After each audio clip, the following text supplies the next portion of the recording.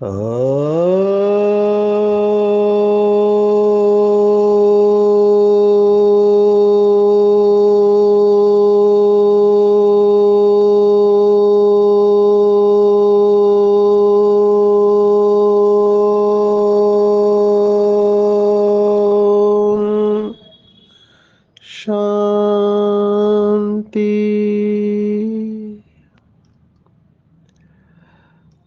आज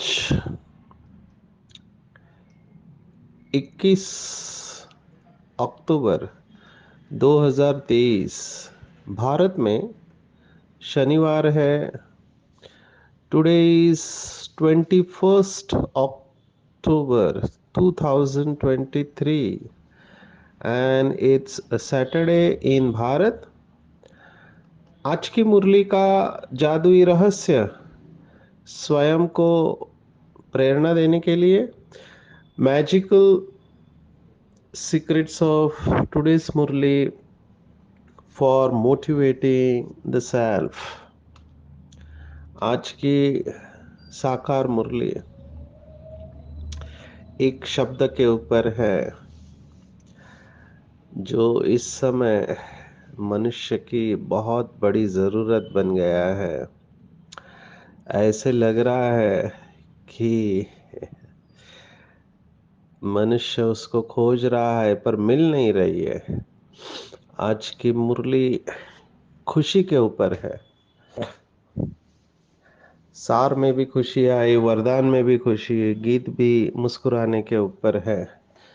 किसी ने अपना बना के मुझको मुस्कुराना सिखा दिया। अंधेरे घर में किसी ने जैसे चिराग जैसे जला दिया। न प्यार देखा न प्यार जाना, सुनी थी लेकिन कहानियां, जो ख्वाब रातों में भी ना आया वो मुझको दिन में दिखा दिया। वो रंग भरते हैं जिंदगी में, बदल रहा है मेरा जहां। कोई सितारे लुटा रहा था, किसी ने दामन बिछा दिया। होपलेस में होप पैदा करना है, निराश आत्माओं के जीवन में प्रकाश लाना है।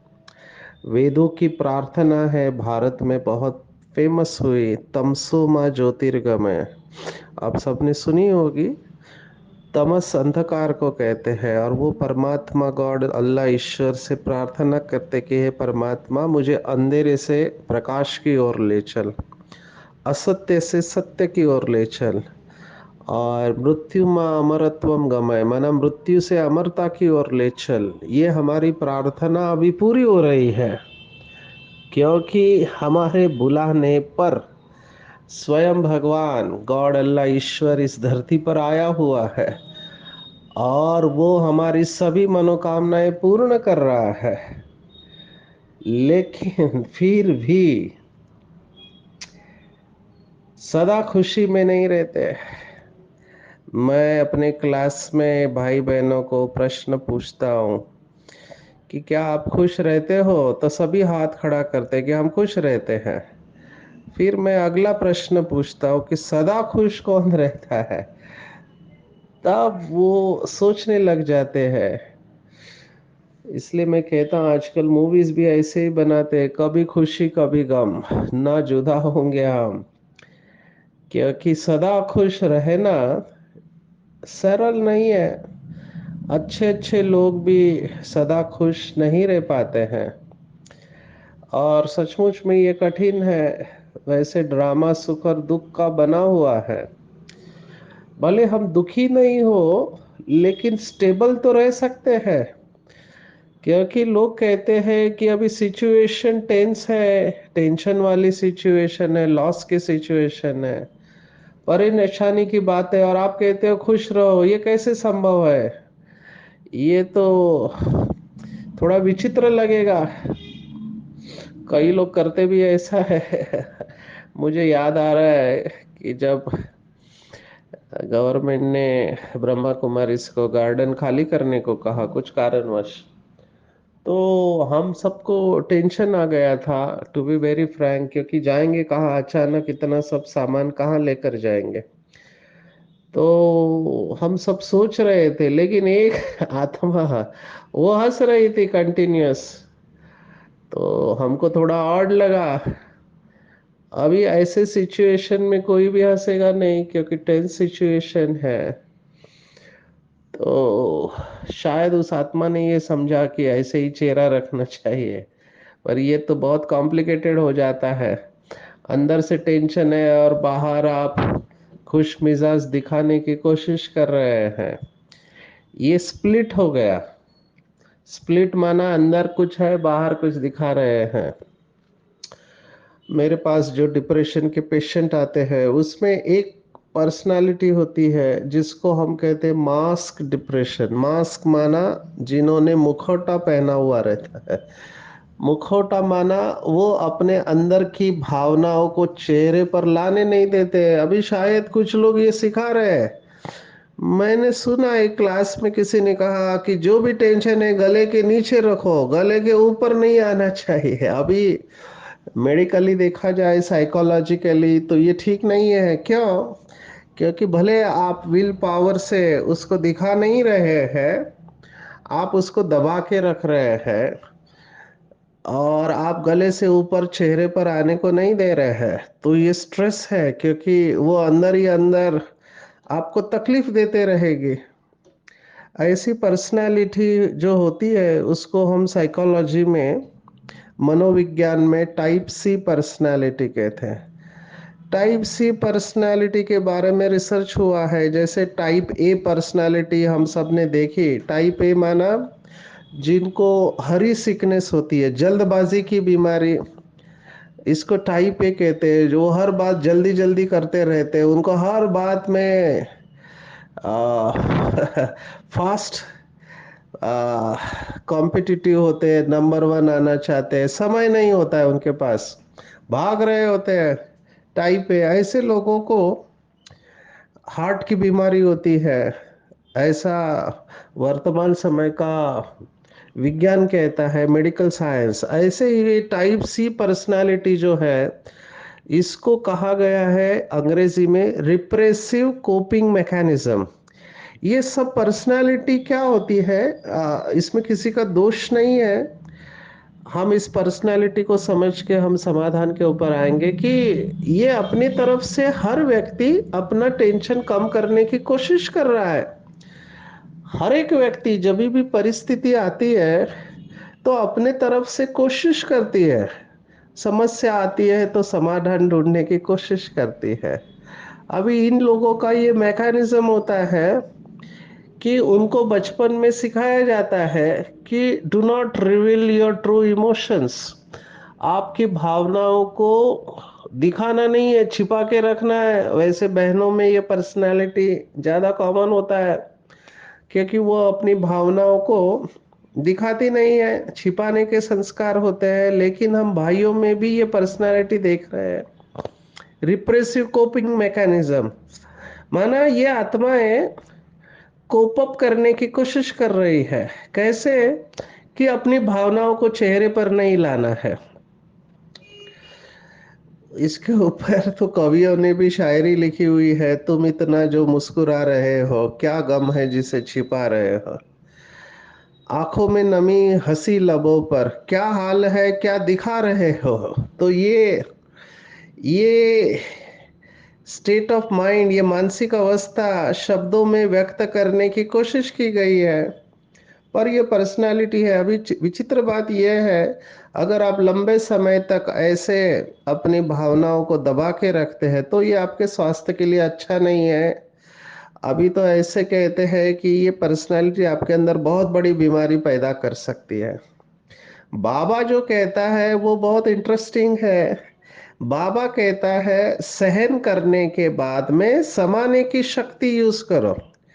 ये बहुत इंटरेस्टिंग है, क्योंकि जब मैं ये पर्सनालिटी स्टडी कर रहा था तो उसमें हमको ये सिखाया जाता है कि कभी भी अपनी भावनाओं को दबाना नहीं चाहिए, उनको व्यक्त करना चाहिए। तो यहाँ पे बाबा कहता है कि सहन करने के साथ समाना चाहिए। अभी समाने का हर एक का डेफिनेशन अलग है। समाने का माना आपको अंदर तकलीफ हो रही है, आप समाने की कोशिश कर रहे हो लेकिन समा नहीं रही है, वो उछल रही है अंदर बात को। बाबा ने इसके ऊपर भी कहा है कि आपने 10 बार सहन किया और फिर 11वीं बार वो गुब्बारा गैस का फट गया।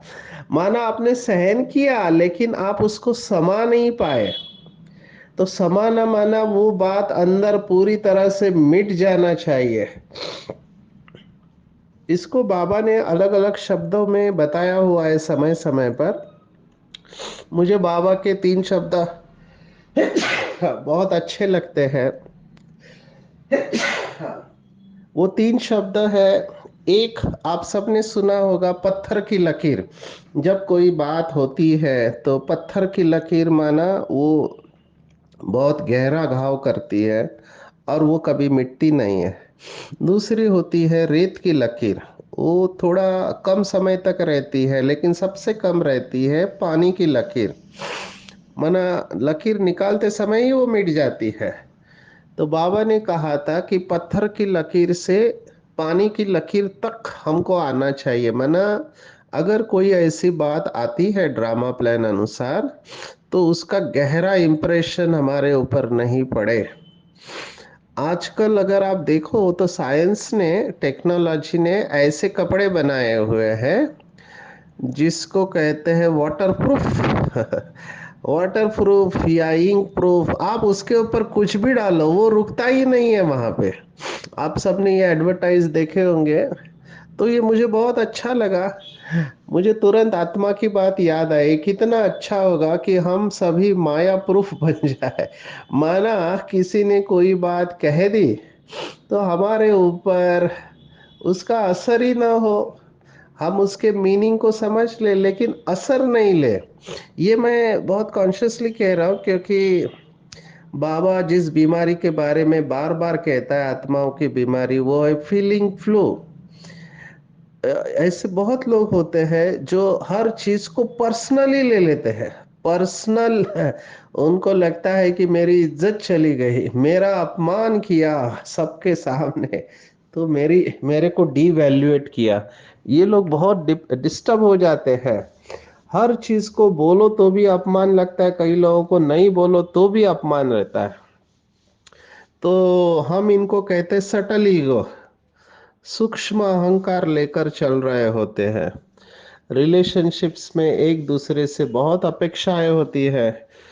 अभी मैं कोल्हापुर में एक स्थान से आया हूँ, तो वहाँ की न्यूज़ सुन के मैं भी सोच रहा हूँ कि ये कैसे, क्या हो रहा है चारों तरफ। माँ बाप करे क्या, टीचर भी करे क्या। जो मुझे स्टोरी सुनाई गई कि एक बच्चा कॉलेज नहीं जा रहा था तो उनके पिताजी ने उसको कहा कि तुम बहुत दिनों से कॉलेज नहीं गए हो, तुम कॉलेज जाके आओ करके, और ये कह के वो खेती पे चला गया, किसान। अभी पिताजी ने केवल इतना कहा और इस लड़के ने सुसाइड कर लिया। अभी हमारी समझ के बाहर है कि माँ बाप करे क्या। अभी इतनी सी बात भी बोल नहीं सकते हैं। तो डर है, इवन टीचर्स में भी डर है। क्योंकि कायदा ये कहता है कि हम बच्चों को मार नहीं सकते, डांट नहीं सकते, बच्चे तुरंत कंप्लेंट कर देते हैं। अभी ऐसे टीचर भी होते हैं जिनके अंदर बहुत गुस्सा रहता है, वो मारते हैं छोटे छोटे बच्चों को। लेकिन बड़ों को तो हम कुछ बोल भी नहीं सकते हैं और उनके अंदर हमको संस्कार परिवर्तन भी लाना है। तो अंग्रेजी में हम इसे कहते हैं कैच 22 सिचुएशन। करे तो क्या करे, बोले तो भी प्रॉब्लम, नहीं बोले तो भी प्रॉब्लम। तो माँ बाप और टीचर की अवस्था में देख रहा हूँ जिस तरह से सुसाइड बढ़ते जा रहा है। मुझे ऐसे लग रहा है कि हमको अर्जेंटली कुछ तो करना चाहिए। कई सारे स्टेट और डिस्ट्रिक्ट में मैं देख रहा हूँ। तो मुझे एक विचार आया कि हम अच्छे अच्छे स्लोगन बताए जो बोर्ड पे लिखे जाए, और सभी जगह पर ये स्लोगन लिखे हुए। जैसे एक मुझे विचार आया कि मन को हल्का करो, ब्रह्मा कुमारी इस मन को हल्का कर दो। और अगर आपको आत्महत्या के विचार आते हैं, आपको निराशा के विचार आते हैं, आपको लगता है कि अब कुछ नहीं हो सकता, मेरा जिंदगी समाप्त हो चुका है, जीने का कोई मतलब नहीं है, तो ये जो कॉमन थॉट होते हैं वो लिख के तो तुरंत संपर्क करें ब्रह्मा कुमारी शाखा। ऐसे कुछ अट्रैक्टिव बोर्ड बना के हम ऐसे स्थानों पर लिखे जहां पर ये प्रॉब्लम बहुत आ रहे हैं। मुझे तो लगता है हर स्कूल में, जैसे अभी काउंसलर रखे गए मेजॉरिटी स्कूल कॉलेज में काउंसलिंग करने के लिए, तो ये बोर्ड भी लगाए जाने चाहिए। एक थॉट आपका जीवन बदल सकता है, एक विचार। और ऐसी घटना हुई हमारे इधर मुंबई में, एक आत्मा ऐसे सुसाइड करने जा रहा था। उसने ब्रह्मा कुमारी गार्डन में कुछ स्लोगन पढ़े, एक वाक्य अच्छा लगा, फिर दूसरा देखा, फिर तीसरा देखा, सभी नोट किया, फिर पूछा ये कहाँ पे है, तो सेंटर पे गए, कोर्स किया, और वो सुसाइड से बच गया। ऐसे ही मैं एक गार्डन में सेशन ले रहा था, मेरा सेशन तो किसी और टॉपिक के ऊपर था, तो डायबिटीज के ऊपर मैं बोल रहा था, लेकिन उसी गार्डन में एक व्यक्ति ऐसे ही परेशान था घर की समस्याओं से, उसकी साइकियाट्री की दवाई चल रही थी, और वो बैठे बैठे सुसाइड के बारे में सोच रहा था। तो मेरा कुछ लेक्चर के पॉइंट उसके कान पर गिरे हो गए। तो देखो ड्रामा कैसे है, उसको लगा चलो कुछ तो अच्छा लग रहा है, जाके सुनते हैं, पब्लिक प्लेस है। तो जाके सुना, तो मैं थोड़ा बीच बीच में मोटिवेशनल सुनाता रहता हूँ, क्योंकि मैंने ये नोटिस किया है कि आजकल लोगों की सुनने की कैपेसिटी भी खत्म होती जा रही है। हर चीज शक्ति, जैसे कि बैटरी पूरी डिस्चार्ज, जैसे वो मोबाइल की बैटरी लास्ट 5-10% रहती है, वैसे आत्माओं की भी हालत है। तो मैं बीच बीच में थोड़ा हल्का कराता हूँ, लोगों को हंसाता हूँ, मोटिवेशनल सुनाता हूँ, तो उसको 2-3 बातें बहुत अच्छी लगी। उसने पूरा सेशन अटेंड किया, सेशन के बाद मुझे आके मिले। फिर मैंने कहा आप कोर्स करो, कोई बात नहीं, आपकी दवाइयाँ कम हो जाएगी, बंद हो जाएगी। फिर लंबे समय तक उसका वो रहा, लेकिन वो बाबा का बच्चा बना, कोर्स किया और मुरली सुन रहा है अभी। तो मैं ये अनुभव आप सबको क्यों सुना रहा हूँ? इसलिए सुना रहा हूँ कि बाबा के कई बच्चे क्रिएटिव है, मैं देखता हूँ। तो आपको भी ऐसे कोई अच्छे विचार या पैम्पलेट मिल रहा है तो आप प्लीज शेयर कीजिएगा। और हम ये अभी प्रोजेक्ट लेने का मैं सोच रहा हूँ कि लोग डे बाय डे निराश हो रहे हैं, हताश हो रहे हैं, और हमारे भारत में तो साइकियाट्रिस्ट काउंसलर की बहुत ज़रूरत है, जो अच्छी तरह से काउंसलिंग कर सके और इन आत्माओं को हिम्मत दे। तो आपके पास ऐसे कोई भी आइडियाज है जो हम डिस्प्ले कर सके, बोर्ड हो, पैम्पलेट हो, तो आप शेयर कीजिएगा, ताकि इसका हम अच्छा प्रोजेक्ट बनाएं और ये विचार हमको शक्तिशाली बनाए। खुशी के ऊपर बात ये हो रही थी कि लोग छोटी छोटी बातों में अपनी खुशी को गवा देते हैं। पर्सनली लेने वाली बात मैं कह रहा था, और अपनी भावनाओं को दबाने की बात कह रहा था। बाबा ने इंसिडेंटली आज के वरदान में भी ये बात कही है। मुझे बाबा की बात बहुत अच्छी लगती है कि बाबा कहते हैं कि खुशी खुशी से चुकतो करो। हिसाब किताब है, हम सब जानते हैं। अभी जो रोज मुरली सुनता है, जिसको कर्मों की गति के ऊपर विश्वास है, कई लोग इसको भी नहीं मानते कर्मों की गति को। भले ज्ञान अच्छा लगता है, लेकिन कर्मों की गति को एक्सेप्ट करना बहुत डिफिकल्ट होता है। वो कहते हैं हमने कुछ ऐसा किया ही नहीं, तो हर जगह पे हम कर्मों की गति करके कैसे चले। तो मैं उनको पूछता हूँ फिर दूसरा एक्सप्लेनेशन क्या है, आप बताओ। एनीवे आपको अपने कर्मों को ठीक करना ही है, भले आप नहीं मानते हो, लेकिन आपको अपने थॉट्स को चेंज करना पड़ेगा। जैसे एक व्यक्ति को पूछा कि वो हमेशा खुश कैसे रहता है, तो उसने कहा मैं सुबह उठते ही सबसे पहले अपने साथ बात करता हूँ। मैंने कहा क्या बात करते हैं, तो बोलते सुबह उठ के मैं अपने साथ बात करता हूँ, आज मेरे सामने दो प्रकार की बातें होगी। एक जिसमें हर चीज मेरी इच्छा के अनुसार होगा, उस वक्त तो मैं खुश हो ही जाता हूँ, प्रश्न ही नहीं है। लेकिन दूसरी बात, जब मेरी इच्छा के अनुसार नहीं होगा, जब लोग मुझे धोखा देंगे या मेरे साथ चीटिंग करेंगे, बाहर के तो छोड़ो, नजदीक वाले भी मेरे साथ चीटिंग करेंगे, धोखा देंगे, मैं डिस्टर्ब नहीं होऊंगा, मैं अपनी खुशी को नहीं गवाऊंगा। मैं ये पक्का कर लेता हूँ।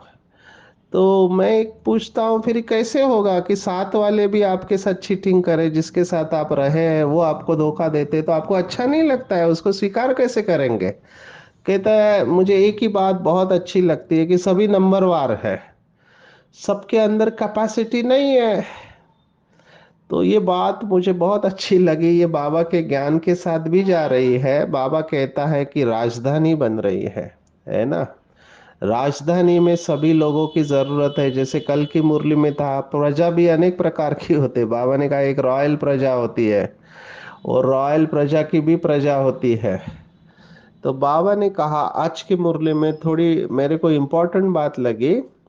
बाबा ने कहा कोई कुछ कहता है आपको तो उसमें फौरन अपसेट नहीं हो जाओ, पहले ये स्पष्ट करो या वेरीफाई कराओ कि किस भाव से कहा है। कई लोग मैं देखता हूँ थोड़ा कुछ बोलते हैं, अभी बहनें भी डरी हुई रहती है और पहले परमिशन लेती है। आपको बुरा तो नहीं लगेगा, मैं आपको एक बात कहूं, अगर ऐसा भी बोला किसी बहन ने या भाई ने, आपको बुरा न लगे तो मैं बात कहूं, वो तब से ही उसको बुरा लगना चालू हो जाता है, क्योंकि उसको पता है आगे ये मेरी गलती बताने वाली है। तो उसी समय अगर उस व्यक्ति का ईगो सूक्ष्म होगा तो उसका हार्ट उसी समय चालू हो जाता है। इस डर के मारे कई लोग बताना भी छोड़ देते हैं। बाबा आज कह रहा है कि आप स्पष्ट कराओ कि किस भाव से कहा है। अगर आपकी गलती नहीं है तो निश्चिंत हो जाओ। अंग्रेजी के दो वाक्य बहुत इंपॉर्टेंट मुझे लगे। अंग्रेजी में कहते हैं, if you are right no need to get angry, and if you are wrong you don't have any right to get angry. माना अगर आप सही है तो गुस्सा करने की जरूरत नहीं है, अगर आप सही नहीं है तो आपको गुस्सा करने का अधिकार ही नहीं है। दोनों सिचुएशन में आपको शांत ही रहना है। आज बाबा ने यही कहा कि अगर आपकी गलती नहीं है तो निश्चिंत हो जाओ, क्योंकि किसी के बोलने से हम वैसे बनते नहीं है। ये बहुत बहुत बहुत इंपॉर्टेंट बात है। मेरे पास ऐसे बहुत केसेस है, कहते हैं कि उसने मुझे ऐसा कहा, जब से उसने ऐसा कहा तब से मेरा मूड ऑफ है और मैं भूल नहीं पा रहा हूं। मेरे पास तो दोनों प्रकार के लोग आते हैं। एक जो बच्चे होते हैं स्कूल के, वो कहते हैं डॉक्टर साहब कुछ ऐसा बताओ जो याद रहे हमारी मेमोरी। और बूढ़े लोग होते हैं, वो कहते हैं कुछ ऐसी बात बताओ जो हम भूल जाए। तो कई लोग याद नहीं रहता है इसलिए दुखी है, कई लोग भूल नहीं पाते इसलिए दुखी है। यहाँ पे हम उन लोगों के बारे में देख रहे हैं जो दूसरों की कड़वी बातों को भूल नहीं पा रहे हैं। बाबा ने कहा अगर आपकी गलती नहीं है तो निश्चिंत हो जाओ, अगर गलती है तो माफी मांग लो, there is nothing in between. यह बात स्मृति में रहे कि ब्राह्मण आत्माओं द्वारा यहाँ ही सब हिसाब किताब चुकत होने हैं। अंग्रेजी थोड़ा गहराई में जाएंगे। अंग्रेजी में ऐसे कहते हैं, when you judge someone you define your own self। बहुत डीप बात है ये। when you judge someone you define your own self। माना बाबा ने जो मुरली में कहा है कि अगर आप किसी को सर्टिफिकेट देते हो तो इनडायरेक्टली आप अपने बारे में ही कह रहे हो कि मैं इस बात को अच्छा समझता हूँ, ये बात मेरे लिए अच्छी है या मेरे लिए राइट है। ये राइट और रॉन्ग का जो डेफिनेशन है हमारे अंदर कॉन्फ्लिक्ट पैदा करता है, क्योंकि किसी एक व्यक्ति के लिए जो राइट है दूसरे के लिए राइट नहीं हो सकता। राइटियसनेस के या राइट की डिग्री भी हर एक की अलग अलग है। कई लोगों ने इसमें भी परसेंटेज लाए हैं। जैसे कहते हैं ईमानदारी, अभी ईमानदारी एब्सोल्यूट होती है, ऑनेस्टी 100% होना चाहिए। ऐसे कैसे हो सकता है? एक भाई ने कहा मैं 99% ऑनेस्ट हूं। तो मैंने कहा 1% डिसऑनेस्ट है, तो आप ऑनेस्टी के कैटेगरी में आएंगे या डिसऑनेस्टी के कैटेगरी में आएंगे? बाबा के महावाक्य है, कख का चोर सो लख का चोर। दाग दाग होता है, छोटा दाग या बड़ा दाग। जैसे एडिक्शन में मुझे लोग कहते हैं कि सर एक पैक शराब पीने से कुछ नहीं होता है, एक या दो पैक शराब पियो सब ठीक हो जाता है। तो अभी ये एक मान्यता है कि कंट्रोल्ड रूप में आपको शराब पी सकते हैं आप, लेकिन ज्यादा ज्यादा में नहीं जाना चाहिए। अभी यही प्रिंसिपल को एक्सटेंड करके लोग उसको काम विकार को भी लागू करते, कहते कभी कभी विकार में जाना अच्छा है, अति में नहीं जाना चाहिए। जैसे कई लोग हो बोलते हैं ना, महीने में एक बार जाओ, 2 महीने में एक बार। अभी ये ये किसने डिसाइड किया? तो ये हर एक ने अपनी वैल्यू सिस्टम बना के रखी है। बाबा ने इसको भी छोड़ा नहीं है। बाबा ने इस शब्द को ही पकड़ा है जो कई बाबा के बच्चे कहते हैं, इतना तो चलता है। बाबा ने कहा, कौन से मुरली में कहा कि इतना तो चलता है? क्योंकि बाबा को स्पष्ट पता है, अगर हमने थोड़ी भी ढील दी तो फिर क्वालिटी डाउन हो जाएगी। इसलिए बाबा ने शुरुआत से यज्ञ में पवित्रता को जरा भी कॉम्प्रोमाइज नहीं किया है। विकार की तो बात बड़ी है। बाबा कहते हैं टच करना भी किसी को अपवित्रता है। टच एक होता है स्थूल रूप से टच करना, और एक होता है सूक्ष्म में टच करना, माना मन से भी टच नहीं करना है निगेटिविटी को। जिसको बाबा ने कहा स्वप्न और संकल्प में भी अपवित्रता टच नहीं करनी चाहिए। बाबा ने इस क्राइटेरिया को कभी भी कॉम्प्रोमाइज नहीं किया। हाँ, ये हो सकता है कि कई आत्माएं अपने नियम बना लेती है कि इतना तो चलता है ना। अभी तो हम संपूर्ण कहाँ बने हैं, जब तक संपूर्ण नहीं बने तब तक गलतियां तो होते ही रहेंगे। इंसान तो गलतियों का पुतला है, वगैरह वगैरह, ये सब मनुष्य ने अपने ईगो को डिफेंस करने के लिए ये सब बनाए हुए हैं।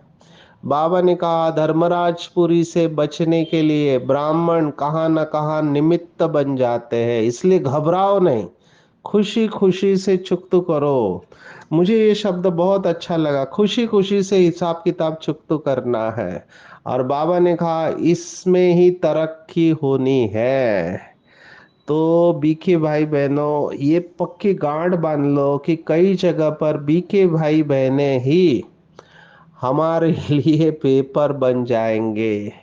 तो घबराना नहीं है, खुशी खुशी से चुकतू करना है। ये लिख लो स्लोगन, मैं खुशी खुशी से अपने सभी हिसाब किताब चुकतू करने वाली हूँ, और बाबा ही मेरा संसार है।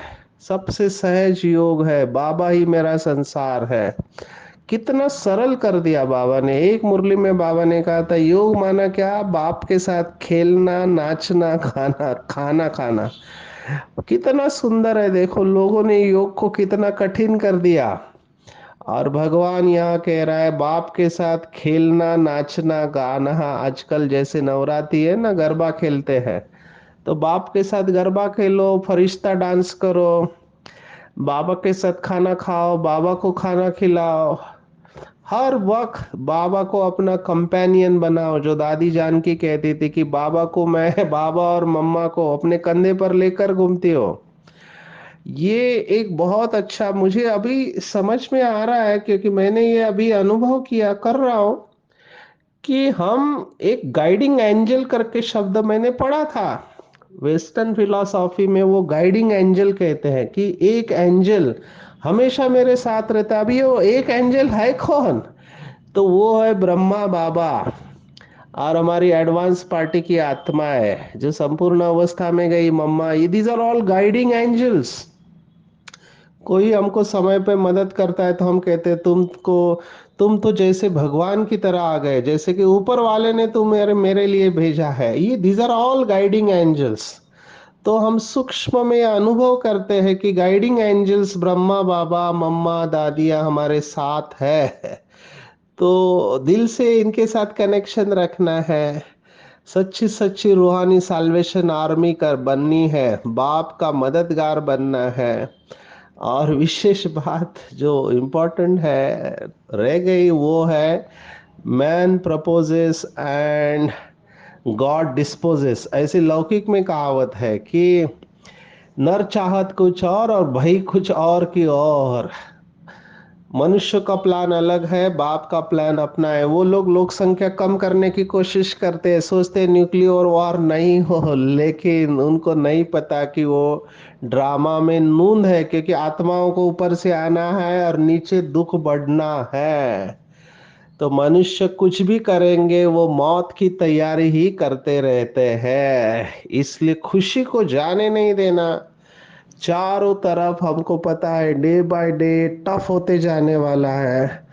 Tough time never last but tough people do last. जितना समय कठिन होते जाएगा हम शक्तिशाली बनते जाने वाले, और जितना हमारी स्थिति शक्तिशाली होगी उतना हम दूसरों के दुखों को दूर करने के निमित्त बनेंगे।